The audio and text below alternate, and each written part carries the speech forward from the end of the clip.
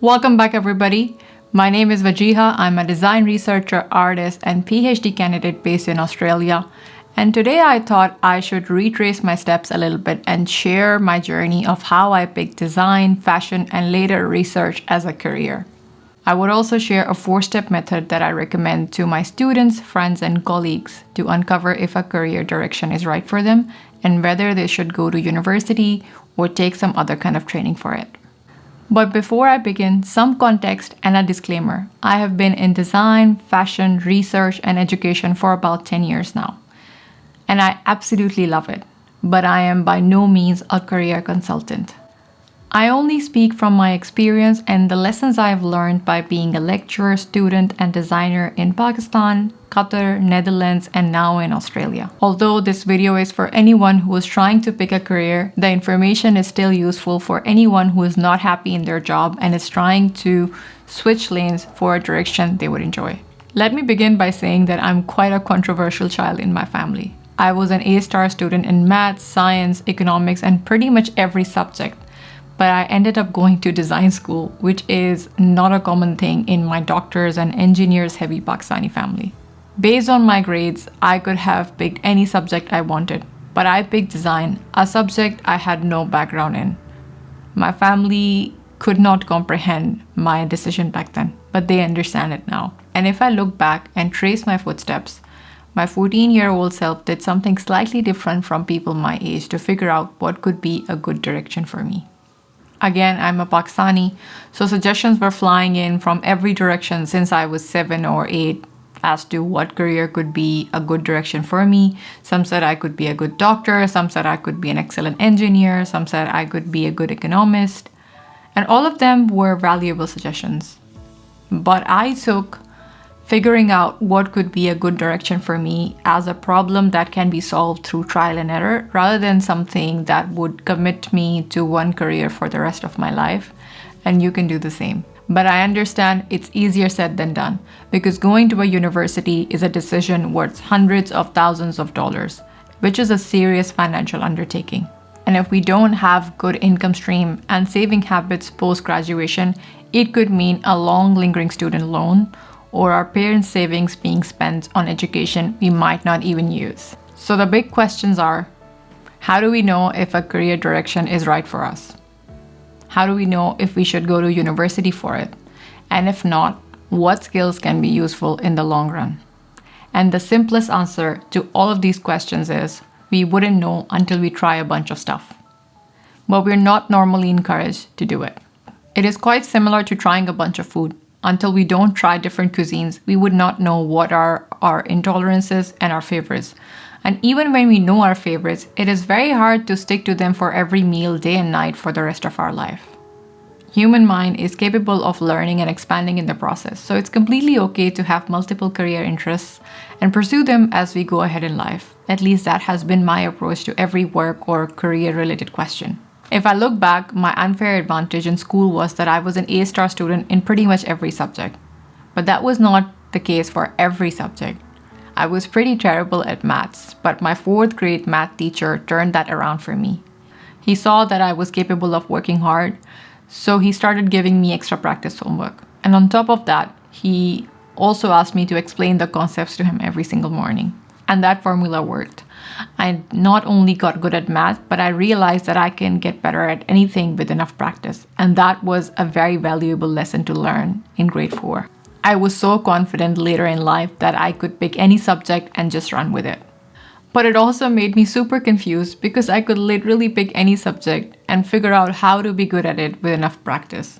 It is a phenomenon called paradox of choice, which is explained in psychologist Barry Schwartz's book, Paradox of Choice, Why More is Less. Barry explains his observation in the book that sometimes having multiple options can cause people stress and problematize the decision-making process rather than making them happy because most of the times we don't even know what we want.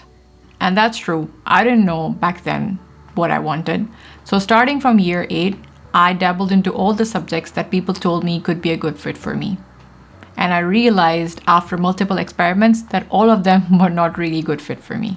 I initially wanted to be a doctor, but we have a few of those in the family, and seeing their consistent burnout, I steered clear of it.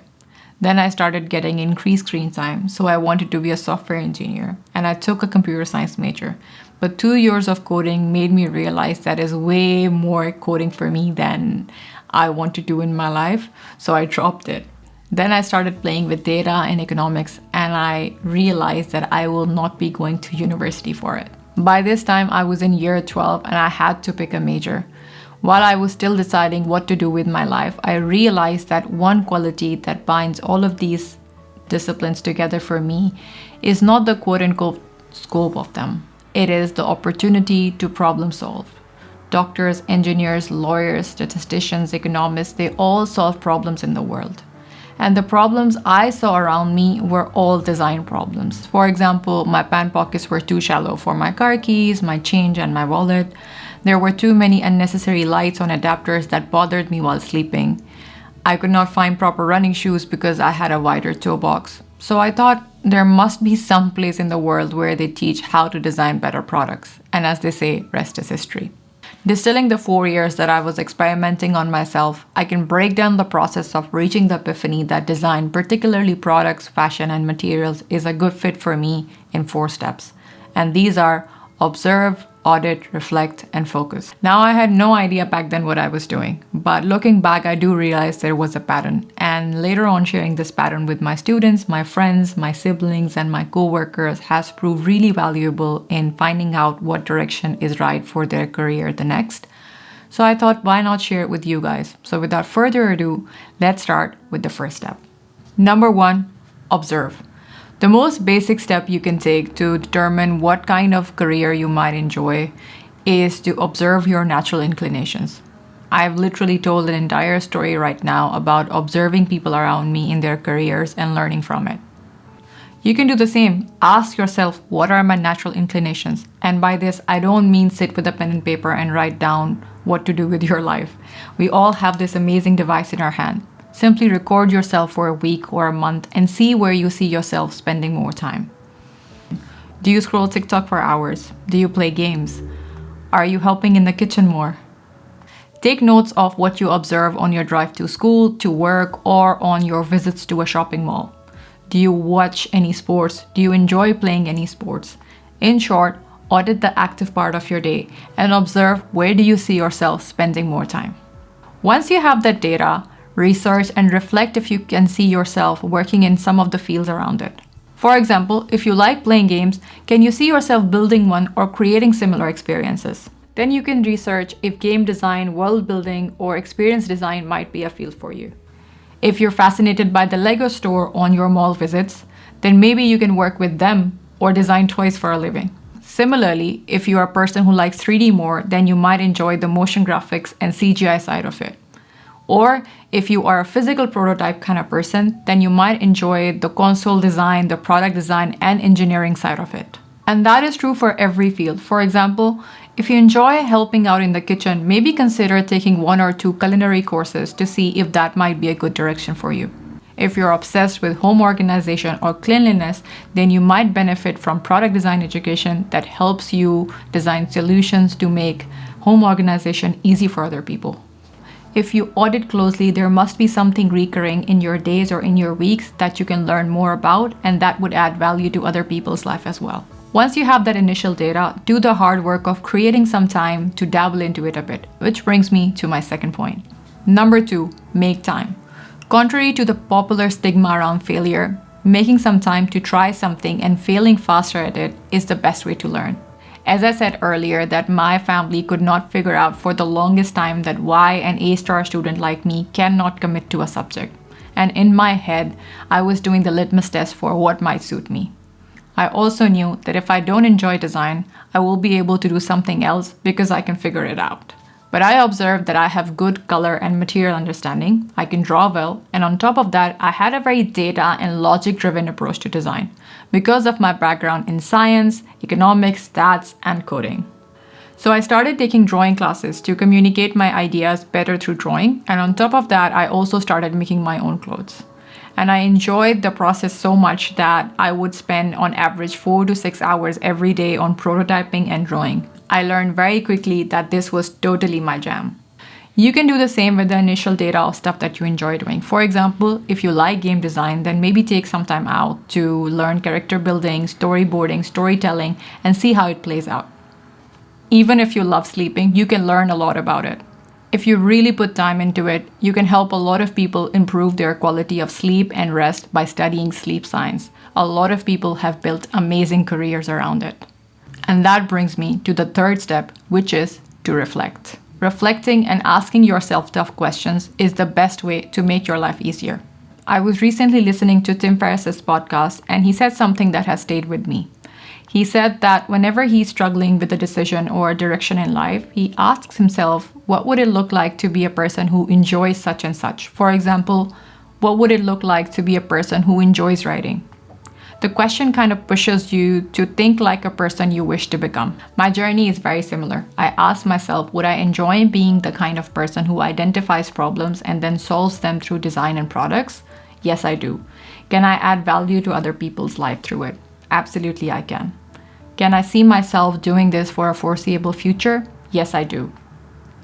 And lastly, how would it look like to be paid for it? Well, that would be excellent. And I had my answers that this is at least what I want to do for now. And if my life takes me somewhere else and I develop an interest for something else, then I would be able to switch lanes and I can see what can be done with it and what are the next steps. And that's where the fourth step comes in. Focus and problem solve. My options back in the day were quite limited, but I also really wanted to go to a university to learn the ropes of design. There are a lot of online resources right now if you want to get started with drawing, 3D, and product design. There are courses on platforms like Domestika, Skillshare, Coursera, and the best part is that you'll get to learn from your favorite creatives and test out if the field is right for you. There are also tools like iPad that are great for ideation and much quicker than pen and paper. I did a lot of freelancing and internships while I was at the university. It is a great tool to test if you can actually make money doing what you're studying. And also, it is a great tool to have your next boss already lined up for you. You can also get a lot of clients post-graduation through word of mouth if you want to make it your full-time business.